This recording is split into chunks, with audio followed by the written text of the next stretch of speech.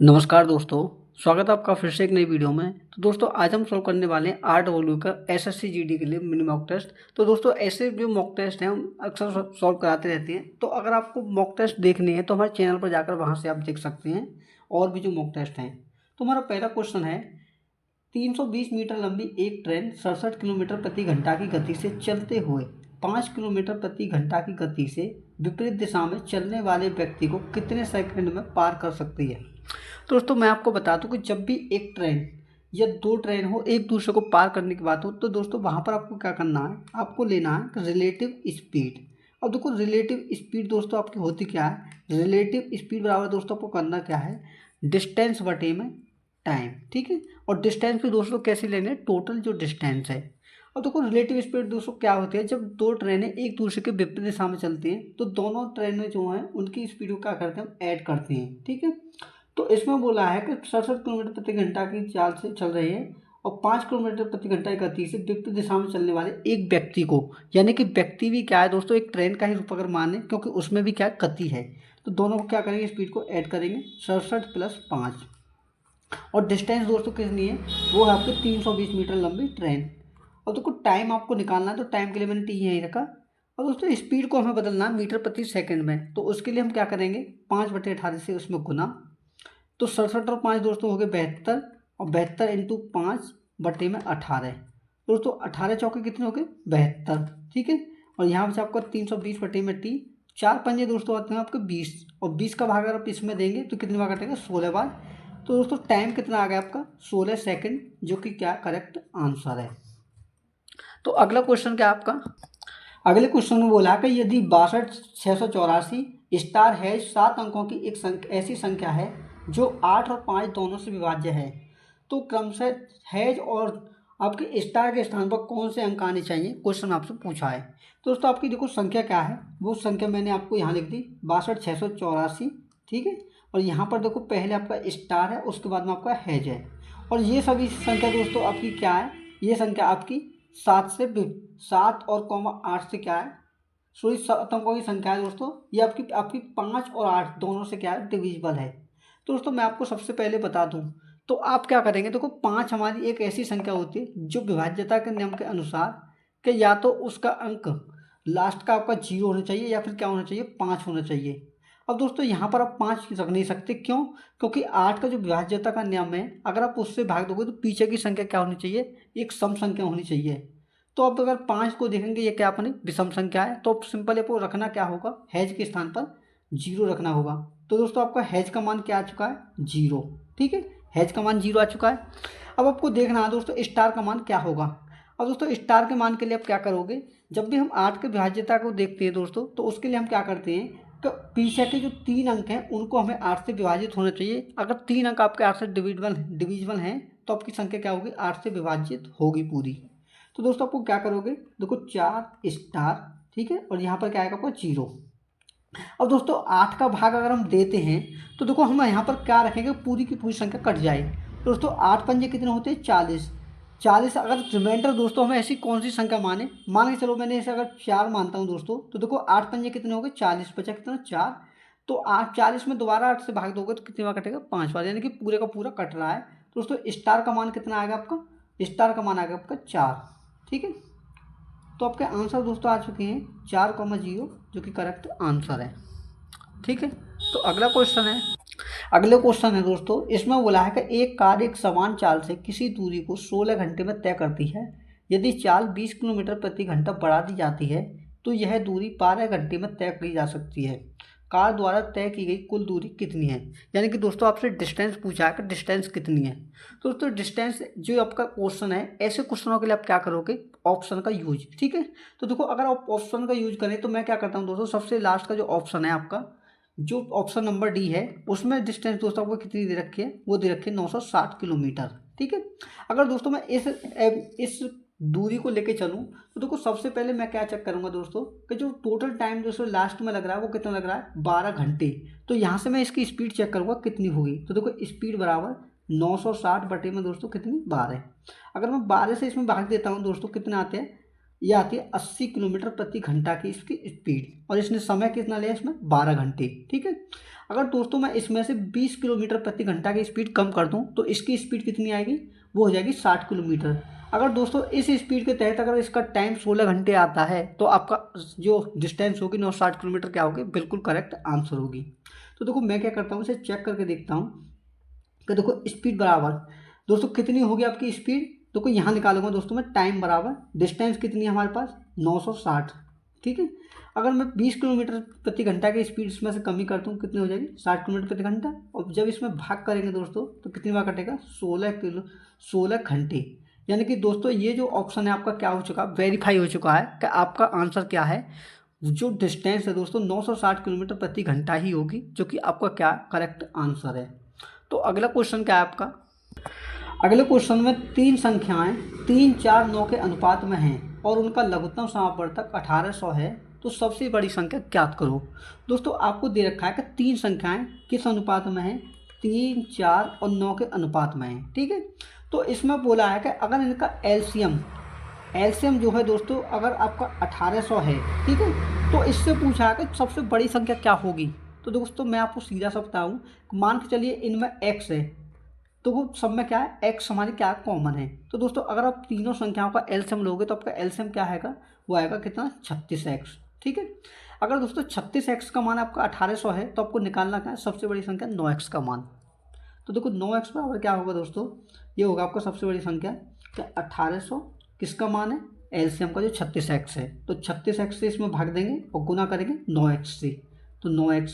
तो देखो x से क्या होगा दोस्तों हमारा x कट जाएगा, और देखो 36 पंजे दोस्तों कितने होते हैं आपके, वो होते हैं 180, यानी कि कितनी बार कटा 50 बार, और 50 का गुना दोस्तों 9 में करोगे तो आपका आंसर क्या आएगा 450 आएगा, जो कि क्या करेक्ट आंसर है।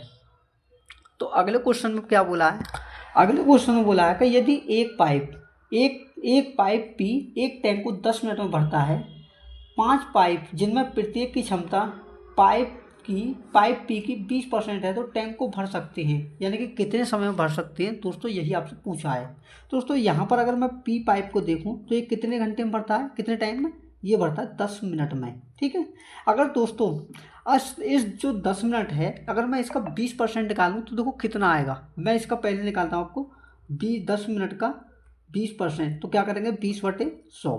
ठीक है, तो दोस्तों 20 पंजे कितने हो गए 100, और 5 का भाग अगर 10 में दूंगा तो कितना होगा 2, यानी कि दोस्तों अगर प्रत्येक पाइप की क्षमता 2 मिनट है, ठीक है, कितनी 2 मिनट है, तो प्रत्येक पाइप की कितनी भी होगी वो उतनी ही होगी। तो देखो 5 पाइप दोस्तों कितना समय लेंगे आपके, कितना समय लेंगे दोस्तों, अगर एक पाइप आपका 2 मिनट ले रहा है तो 5 पाइप आपका कितना समय लेंगे, प्रत्येक पाइप में क्या करेंगे हम 2 से गुना करेंगे, तो 2 पंजे कितना हो जाएगा दोस्तों 10, यानी कि जो पांचों पाइप हैं वो भी कितना समय लेंगे 10 मिनट ही लेंगे, जो कि क्या आपका करेक्ट आंसर है। तो अगले क्वेश्चन में क्या बोला आपके में, अगले क्वेश्चन में बोला है कि 1/4 का 16 प्लस 120/24 इंटू 10 का मान क्या होगा। दोस्तों आपको एक मान दे रखा है, इसमें आपको करना क्या है कि 1/4, ठीक है, उसके बाद में देखो का के स्थान पर लिखेंगे हम गुना, फिर 16, ठीक है, और प्लस का लिखेंगे दोस्तों कोष्टक लगा कर 120/24 और इंटू क्या करेंगे दोस्तों 10। ठीक है, इतना करने के बाद दोस्तों आपको क्या करना है, इसी का मान आपको फाइंड करना है। तो दोस्तों सबसे पहले हम क्या करते हैं डिवाइड को सॉल्व, अगर ऑफ है तो ऑफ कर दिया हमने सॉल्व, तो यहाँ क्या हो जाएगा आपका 1/4 इंटू 16 प्लस के, अब बचा आपका अंदर का। तो दोस्तों 120 में क्या करना है आपको 24 का भाग देना है और 10 का गुना करना है। ठीक है, तो देखो 24 पंजे दोस्तों कितने हो गए 120, और 5 का गुना अगर आप 10 में करेंगे तो कितना हो जाएगा आपका 5 धाम 50। तो यहाँ कितना होगा दोस्तों 4 चौके 16। ठीक है, तो जो 4 को दोस्तों 50 में ऐड करोगे तो आपका आंसर क्या आएगा 54 आएगा, जो कि क्या करेक्ट आंसर है। अगला क्वेश्चन है संख्याओं P और Q के बीच का मध्यानुपाती 8 है, तो संख्याओं का निम्नलिखित में से कौन सा युग्म P और Q के मान हो सकते हैं। तो दोस्तों इसके लिए देखो मैं आपको बता दूं करना क्या है, देखो मध्यानुपाती का मतलब दोस्तों ये होता है कि मध्यानुपाती बराबर दोस्तों मध्यानुपाती बराबर क्या होता है, जो आपकी दो संख्याएं हैं उनका क्या करोगे अंडर रूट पर गुना। जैसे कि आपको संख्याएं दे रखी है P इंटू Q, तो ये क्या हो गया दोस्तों ये हो गया इनका मध्यानुपाती। ठीक है, तो मध्यानुपाती दोस्तों क्या दे रखा है 8। ठीक है, 8 बराबर अंडर रूट में P इंटू Q हो गया, अगर दोस्तों आप दोनों पक्षों का आप गुना करते हो यानी कि होल स्क्वायर करते हो तो देखो इधर हो जाएगा आपका 64 और इधर क्या हो जाएगा आपका PQ। ठीक है। अब दोस्तों आप ऑप्शन में क्या करोगे, दो ऐसे ऑप्शन देखोगे जिनका गुना क्या हो 64 हो। तो देखो ऑप्शन ए में दे रखा है दोस्तों, ऑप्शन ए दे रखा है 16,4। तो दोस्तों 16 में अगर हम 4 की गुना करते हैं तो आपका कितना बनता है 64 बैठता है। तो आपका आंसर क्या होगा दोस्तों, ऑप्शन नंबर ए होगा। चाहो तो आप और भी ऑप्शन को क्या कर सकते हो, चेक कर सकते हो। तो आपका ऑप्शन नंबर ए क्या है, करेक्ट आंसर है। तो अगला क्वेश्चन है आपका, अगला क्वेश्चन है 5 की पावर 124 इंटू 124 की पावर 5 का इकाई अंक क्या है। यानी कि दोस्तों आपको करना क्या है कि 5 की पावर 124 इंटू 124 की पावर 5 का आपको क्या निकालना, इकाई का अंक। इकाई का अंक का मतलब होता है दोस्तों राइट साइड से जो आपका पहला अंक है वही आपका इकाई का अंक होता है। तो दोस्तों सीधा सा मैं आपको बता दूं कि जब आप 5 का गुना किसी भी संख्या में दोस्तों करते हो स्वयं एक को छोड़कर, तो सभी का आंसर दोस्तों ज़्यादातर जो आपकी सम संख्या है, तो कुछ सम संख्या के साथ अगर दोस्तों हम गुना करते हैं तो हमारा क्या आता है, इकाई का अंक 0। अगर आप उसी 5 का गुना किसी विषम संख्या के साथ करते हो तो आपका इकाई का अंक क्या आता है 5। दोस्तों यह क्या आपकी एक सम संख्या है और ये क्या आपका 5, तो इनका गुना करोगे तो आपका सीधा आंसर क्या आएगा 0 इकाई का अंक।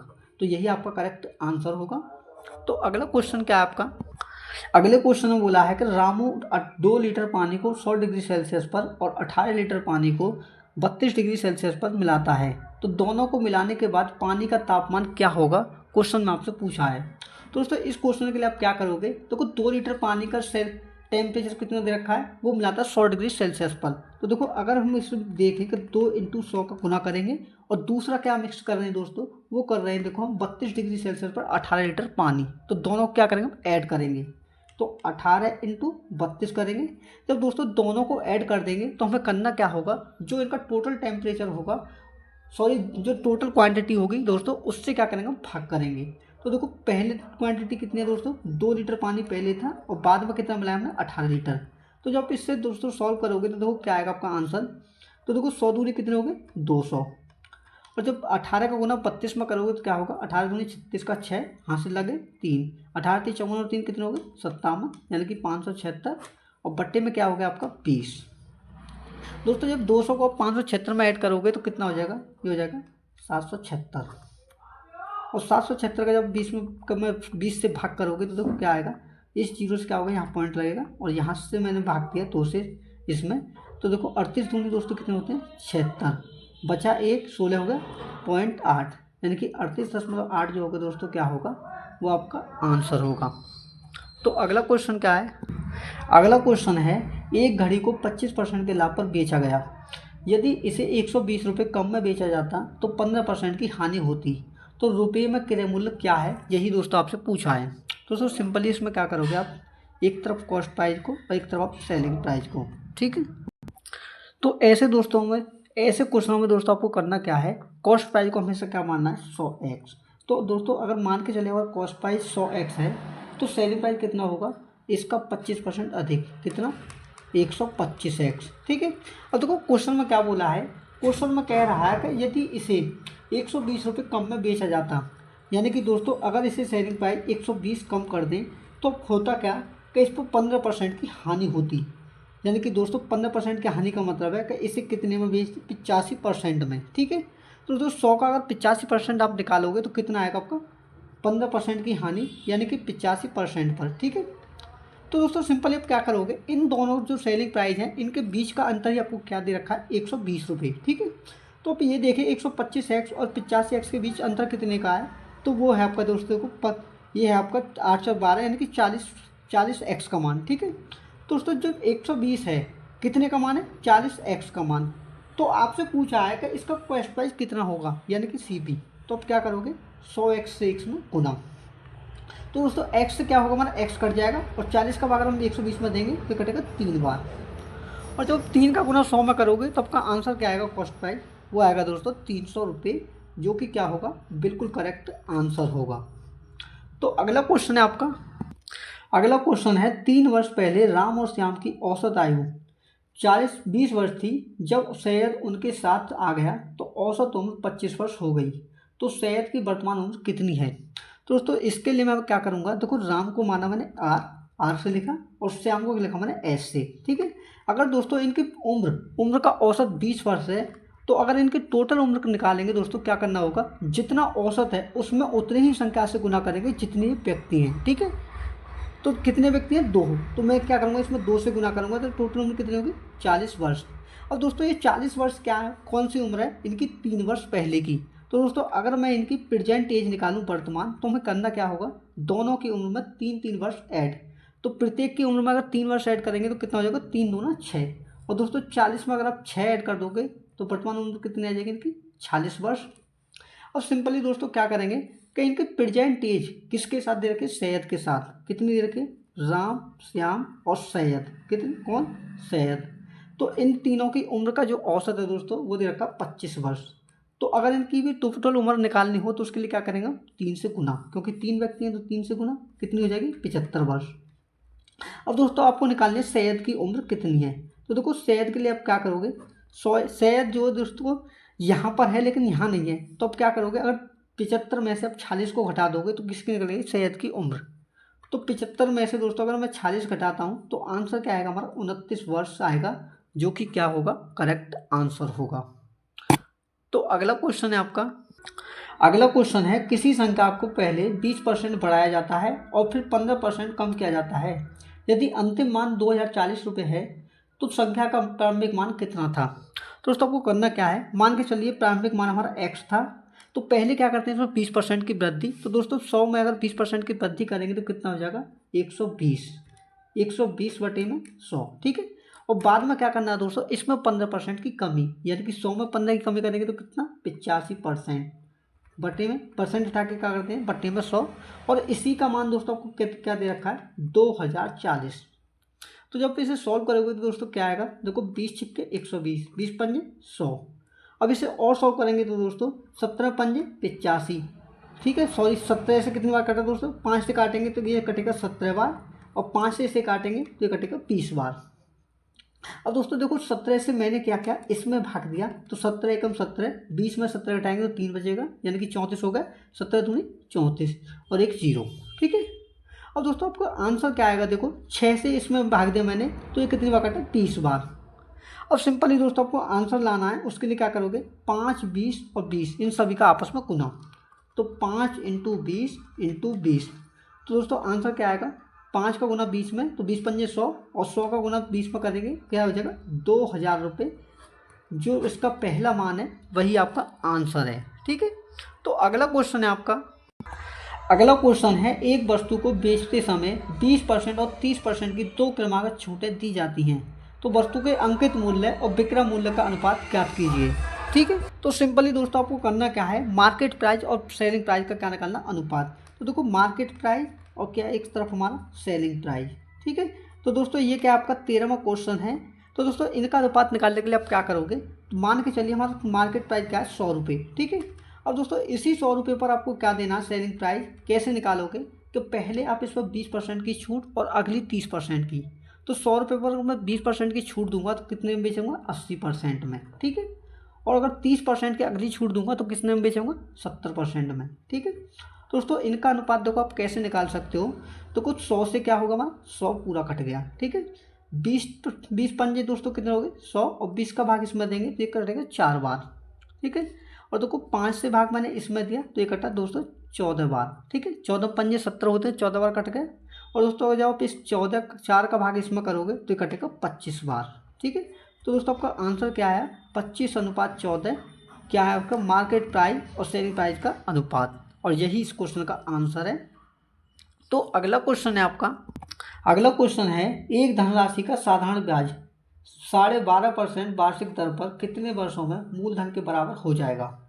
तो दोस्तों इसमें पूछा है कि मूलधन के बराबर जो हो जाएगा उसमें टाइम कितना लगेगा, यही आपसे पूछा है। ठीक है, तो दोस्तों आप क्या करोगे, तो इसमें देखो आपको रेट दे रखा है दोस्तों कितना, देखो अगर आप इसे शुद्ध रूप में लिखोगे तो ये दे रखा है 12 सही 2/4%। तो देखो अगर मैं 2 से भाग दूँ इसमें तो 2 एकम 2, 2 दूनी 4, यानी कि आपका सीधा सा कितना होगा, ये 12.5% हो चुका है। ठीक है, अब इसमें पूछा है कि कितने वर्षों के बाद मूलधन के बराबर हो जाएगा। ठीक है, तो दोस्तों मूलधन के बराबर होने का मतलब क्या है कि जो आपको ब्याज मिलेगी दोस्तों किसके बराबर होगी, वो इसके बराबर, जो ब्याज होगा दोस्तों किसके बराबर होगा, आपका मूलधन के बराबर होगा।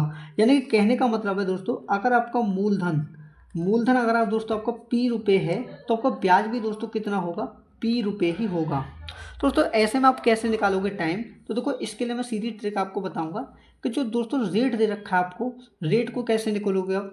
देखो जो आपका एसआई का फॉर्मूला दोस्तों क्या होता है, principal into rate into time बटे में 100। दोस्तों इसमें अभी अगर आप फॉर्मूले में सेट कर दोगे तो आपका आंसर सीधा आएगा। कैसे, देखो प्रिंसिपल क्या है हमारा, जो सॉरी ब्याज क्या है हमारा, पी रुपये, और जो मूलधन है वो भी कितना, पी रुपये। रेट कितना आपका 12.5%, ठीक है। और इनटू टाइम दोस्तों आपको निकालना है, तो बट्टे में क्या हो जाएगा हमारा 100। इस पॉइंट को हटाया मैंने, जीरो बढ़ा दिया। अब दोस्तों जब इसे सॉल्व करोगे तो देखो 25 पंजे दोस्तों होते हैं हमारे 125, और 25 चौके होते हैं 100 और एक जीरो। तो जब इसे 5 का भाग दोगे दोस्तों तो ये कटेगा 8 बार, और पी का भाग पी में दोगे तो ये कटेगा 1 बार। जब इस 8 का गुना दोस्तों 1 में करोगे तो टाइम आपका कितना आ जाएगा, 8 वर्ष आ जाएगा, जो कि क्या होगा, इस क्वेश्चन का आंसर होगा। तो अगला क्वेश्चन क्या है आपका, अगले क्वेश्चन में बोला है एक पिता की आयु उसके पुत्र के जन्म के समय उतनी थी जितनी वर्तमान में पुत्र की आयु है। यदि 5 वर्ष पूर्व पुत्र की आयु 15 वर्ष थी तो पिता की वर्तमान आयु कितनी है।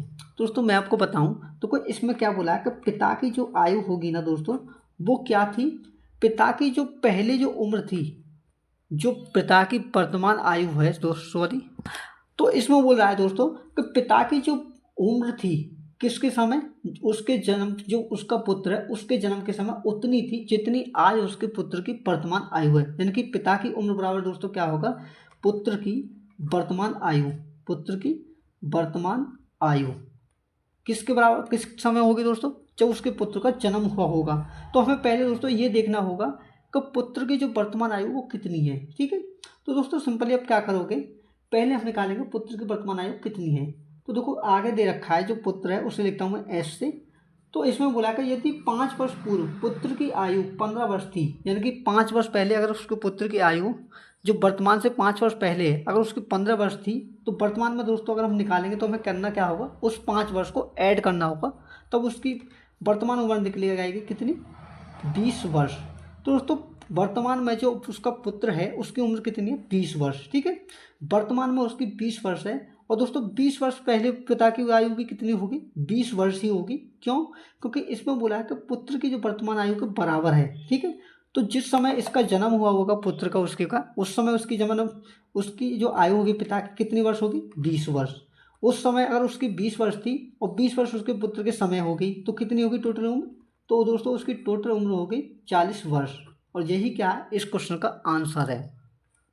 तो अगला क्वेश्चन है आपका, अगला क्वेश्चन में बोला है कि चावल की कीमत में 20% की कमी एक व्यक्ति को 450 रुपये में 50 किलो अधिक चावल प्राप्त करने में सक्षम बनाती है, तो चावल का मूल्य प्रति किलोग्राम ज्ञात कीजिए।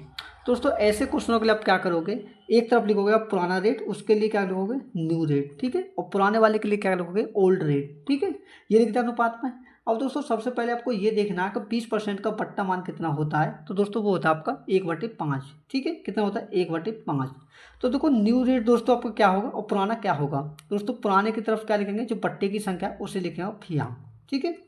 और निकालना है आपको नया, तो नए के लिए आप क्या करोगे, अगर इसमें कमी हो रही है तो 5 में से आप क्या करोगे, 1 को घटाओगे, ठीक है। तो 5 में से 1 घटाए तो कितना होगा, 4। तो दोस्तों क्या अनुपात आएगा, नया रेट 4 और पुराना वाला 5, ठीक है। और दोस्तों ये क्या आपका रेट का अनुपात है, लेकिन हमें निकालना है पहले जो आपकी क्वांटिटी है। तो क्वांटिटी का रेट अगर हमें निकालना हो दोस्तों क्या करना होगा, इस रेशियो को उल्टा, तो 4:5 की जगह लिखेंगे 5:4। और दोस्तों क्वांटिटी के बीच में डिफरेंस कितना है, 1 यूनिट, और उसी 1 यूनिट का मान दोस्तों को क्या दे रखा है, 50 किलो, ठीक है, 50 किलो। तो दोस्तों आपसे मूल्य पूछा है तो हम क्या करेंगे, पुराने वाले रेट को निकालेंगे कितना है। तो दोस्तों अगर 50 में अगर 1 यूनिट का मान 50 किलो है तो 4 यूनिट का मान कितना होगा, 50 चौके 200 किलो, कितना, 200 किलो। तो आपको निकालना है रेट। तो दोस्तों रेट के लिए आप क्या करोगे, जो क्वांटिटी है कितनी है, क्वांटिटी हमारे पास 200 किलो, और रेट कितना दोस्तों हमें वो दे रखा आपको 450 रुपये। तो आपको करना क्या होगा, उस रेट जो टोटल रुपये हैं 450 रुपये, उसमें आप करोगे क्वांटिटी से भाग, क्वांटिटी कितनी है, 200। तो जब 200 का भाग दोस्तों इसमें दोगे तो ये कितनी बार कटेगा, ये कटेगा 2.25 रुपये पर केजी, और यही क्या दोस्तों इसका रेट होगा जो कि आपका आंसर होगा। तो अगला क्वेश्चन है 4 सेंटीमीटर त्रिज्या वाले एक गोले को पिघलाकर 2 सेंटीमीटर त्रिज्या वाले छोटे छोटे गोले बनाए जाते हैं, तो ऐसे कितने गोले बनाए जा सकते हैं। दोस्तों उसके लिए आप क्या करोगे कि आपसे पूछा है कि अगर बड़े गोले से हम छोटे गोले बनाएं तो कितने बनाए जा सकते हैं, उनकी संख्या बताओ। दोस्तों आप क्या करोगे, एक तरफ आप बड़े गोले का आयतन लिखोगे और एक तरफ आप लिखोगे बराबर में छोटे गोलों का आयतन। तो देखो बड़े गोले का अगर मैं आयतन लिखूँ तो क्या होगा 4/3 पाई आर का क्यूब बराबर क्या लिखेंगे, छोटी गोलियों का आयतन 4/3 पाई स्मॉल आर का क्यूब और इंटू करेंगे दोस्तों एन क्यों, एन होगा हमारे गोलियों की संख्या कितनी बन रही है। तो दोस्तों ये हमारा पार्ट कॉमन है, ये वाला 4/3 पाई, तो ये क्या हो जाएगा आपस में कट जाएगा। ठीक है, तो यहाँ का बचा आपको करना है बड़े गोले की त्रिज्या का क्यूब। तो बड़े गोले की त्रिज्या कितनी है आपकी 4, तो इसका क्यूब करेंगे एक तरफ और एक तरफ करेंगे छोटे गोले की त्रिज्या जो कि आपका 2 का क्यूब और इंटू एन। 4 का क्यूब होता है दोस्तों आपका 64, ठीक है, और इसे बट्टे में लाएंगे तो 2 का क्यूब होता है आपका 8। तो 8 का भाग अगर हम 64 में करें तो आपका आंसर क्या आएगा दोस्तों, एन बराबर 8। जो गोलियां होंगी दोस्तों वही क्या होंगे आपके आंसर होंगे। तो अगले क्वेश्चन में बोला है, अगला क्वेश्चन है ए और बी किसी काम को एक साथ मिलकर 18 दिन में पूरा कर सकते हैं। ए बी से 3 गुना कुशल है, तो बी अकेले उस काम को कितने दिनों में पूरा कर सकता है। दोस्तों इसमें बोला है कि ए और बी जब मिलकर कार्य को करते हैं तो कितने दिन में करते हैं, वो करते हैं 18 दिन में। तो दोस्तों इनकी क्षमता के बारे में भी बोला है कि ए की क्षमता जो है बी से कितना गुना है, बी से 3 गुना है। तो मान के चलिएगा बी की क्षमता 1 यूनिट है तो ए की कितनी हो जाएगी, 1 की 3 गुना 3 यूनिट। अब दोस्तों आपको क्या निकालना है, आप निकालेंगे टोटल कार्य। तो देखो टोटल वर्क के लिए दोस्तों हम क्या करेंगे कि इनके दिन से यानी कि टोटल क्षमता से हम क्या करेंगे इनके समय में गुना। तो देखो कितने दिन में कर रहे थे 18 दिन में, और क्षमता कितनी है ए की 3 यूनिट बी की 1 यूनिट, तो दोनों को ऐड करेंगे तो कितना हो जाएगा 4। तो 28 चौक कितने हो गए 72 यूनिट क्या होगा दोस्तों आपका टोटल कार्य होगा। तो इसमें पूछा है कि बी अकेले उस कार्य को कितने दिन में करेगा। तो देखो टाइम ऑफ बी बराबर दोस्तों क्या करोगे 72 में भाग दोगे इसकी क्षमता से, क्षमता कितनी है 1 यूनिट, तो 72 में 1 से भाग देंगे तो कितना आएगा 72 दिन आएगा, जो कि क्या करेक्ट आंसर है। तो अगला क्वेश्चन है एक व्यक्ति 600 मीटर की दूरी 5 मिनट में तय करता है, उसकी चाल किलोमीटर प्रति घंटा में ज्ञात करो। यानी कि दोस्तों आपको डिस्टेंस को जो स्पीड है उसे किस में बदलता है, किलोमीटर प्रति घंटा में। तो पहले हम दोस्तों ये जानेंगे कि स्पीड बराबर हमारा फॉर्मूला क्या होता है, स्पीड बराबर डिस्टेंस अपॉन टाइम। ठीक है, तो दोस्तों स्पीड बराबर डिस्टेंस कितनी है आपके पास, वो है 600 मीटर। ठीक है, और समय कितना है दोस्तों 5 मिनट। दोस्तों अगर 5 मिनट आपको दे रखा है तो इसे हम किस में बदलेंगे, सेकंड में। सेकंड में कैसे बदलेंगे, 1 मिनट में दोस्तों होते हैं आपके 60 सेकंड, तो 60 का गुना करेंगे इसमें। तो यहाँ से दोस्तों आपकी जो स्पीड आएगी वो कितना आएगी मीटर प्रति सेकंड में। और जब भी हम दोस्तों स्पीड को मीटर प्रति सेकंड से किलोमीटर प्रति घंटा में बदलते हैं तो हम क्या करते हैं 18/5 में 5 से उसमें गुना। तो क्या करेंगे 18/5 में इससे गुना। 60 धाम दोस्तों आपके कितने हो गए, 60 धाम हो गए आपके 600, यानी कि 10 बार कट गया। ठीक है, 5 से मैंने इसमें भाग दिया तो ये कटा 2 बार। तो दोस्तों यहाँ कितना होगा आपका स्पीड बराबर 18 दूनी कितने हो गए 36। तो 36 में जब 5 से भाग करोगे दोस्तों कितने बार कटेगा 76 दूनी 72, यानी कि 7.2 किलोमीटर प्रति घंटा जो होगी क्या होगी दोस्तों आपकी स्पीड होगी, जो कि आपका करेक्ट आंसर है।